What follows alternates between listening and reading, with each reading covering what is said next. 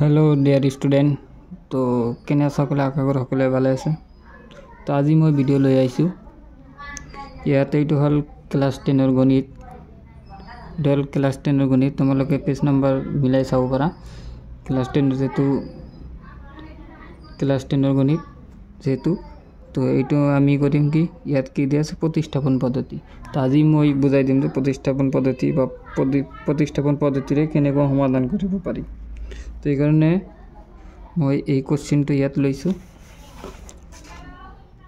তোমালোকক বুজাৰ কাৰণে তো ইয়াৰ কাৰণে আমি প্ৰথমে কি কৰিম এক নাম্বাৰিং কৰিম ইয়াত 2 নম্বৰ ইয়াত 1 নম্বৰ ইয়াত 2 নম্বৰ তো এতিয়া মই কি কৰিম এটু যাছে 2 নম্বৰটো লম আমি প্ৰথমে 2 নম্বৰটো লম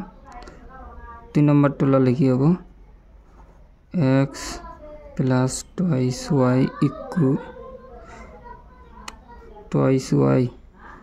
equal কিমান আছে 3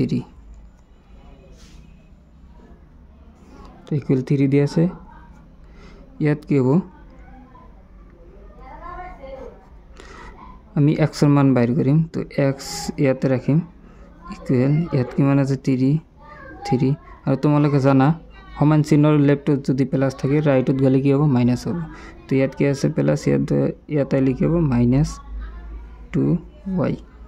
ঠিক আছে তো ইয়াক আমি 3 নাম্বার দিম 3 নাম্বার তো এতিয়া আমি কি কৰিম এইটো আমার 1 নাম্বার আছে মানে ইয়াত বহাই দিম x এর ঠাইত মানে x এর মানখিনি বহাই দিম পাস হৈ যাব 1 নাম্বারটো কি দিয়া আছে 7x minus 15 sorry at 15y hobo y2 দিয়া নাই 15y equal কিমান দিয়া আছে 2 equal দিয়া আছে 2 তে এতিয়া কি কৰিম আমি ইয়াত x এৰ ঠাইত x এৰ যেখিনি আমাৰ মান ওলাইছে এখিনি বহাই দিম 7 ডিয়াত কি দিয়া আছে এখানে দিয়া আছে 3 minus 2y minus 15y equal 2 equal to দিয়া আছে তো এটা কি করিম ইয়াত যে দিয়া আছে এটা আমি প্রথমে পূরণ করিলাম 7 দি 7 ক 3 এর পূরণ করলে কিমান হবে 21 তোমালোকে জানা যায় প্লাস মাইনাসত কি হবে মাইনাস 7 এর লগত 2 পূরণ করলে কিমান হবে 14y রিয়াত আছে কি ইয়াত আছে -15y ইকুয়াল কিমান আছে 2 তো এতিয়া 6 ইয়াত কিমান হবে ইয়াত আছে 21 থাক ইয়াত -14y -15y কিমান হবে -29y equal কিমান আছে 2 তো এতিয়া যদি মই y যেটো আছে এটো লেফট সাইডত রাখিম আৰু এটো রাইট সাইডত লৈ যাম তো ইয়াত কি হ'ব -29y equal ইয়াত আছে 2 2 বহাই লৈছো আৰু এটো এফালে আইলে লেফটৰ পৰা ৰাইটত আইলে কি হ'ব মাইনাস হ'ব -21 এতিয়া y ইকুয়াল যদি আমি নির্ণয় কৰো তেনলে কিমান হ'ব ইয়াত 21 এৰ পৰা 2 গলে কিমান হ'ব -19 ডিভাইডেড বাই কিমান হ'ব -29 তো -29 হ'ব তো মাইনাস ক্যান্সেল করলে y এর মান কিমান হল 19/29 এইটো হল আমার y এর মান এতিয়া x এর মান বাইর করিম কেনেকৈ এটো y এর মান x এর মান কেনেকৈ বাইর করিম ইয়াতে কৰি দিও তো আমাৰ যেটো 3 নম্বৰ আছে 3 নম্বৰটো লম ইয়াত কি আছে x ইকুয়াল কিমান আছে 3 -20y তো ইয়াত 3 - 2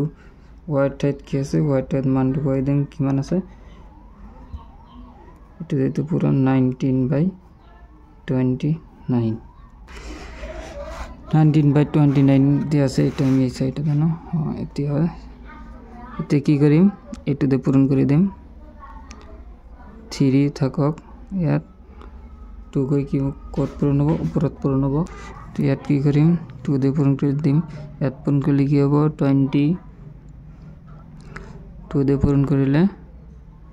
38/29। ইয়াত ইয়াৰ পৰা আমি লসাগু ল'ম, লসাগু কিমান হ'ব 29। ইয়াৰ তলত কিমান আছে 1 আছে, 1 ইয়াত কিমান যাব 29 বাৰ যাব। তো 29 লগত 3 পূৰণ কৰিলে কিমান হ'ব, ইয়াত কৰি লওঁ 29 3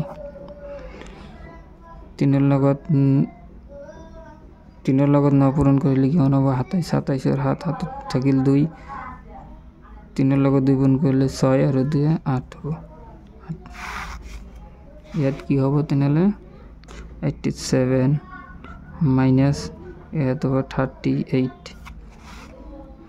তো 87 পৰা 38 বিয়োগ কৰিলে কিমান হ'ব,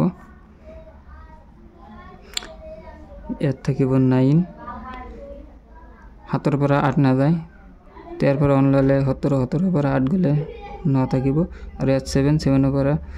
3 গ'লে কিমান থাকিব 4। তো এতিয়া আমাৰ এনসাৰটো কি আহিব,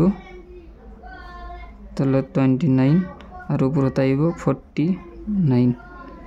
এর থেকে x ইকুয়াল কিমান আহিল 49/29 49/29। এর থেকে x আর y এর মান কিমান হ'ব,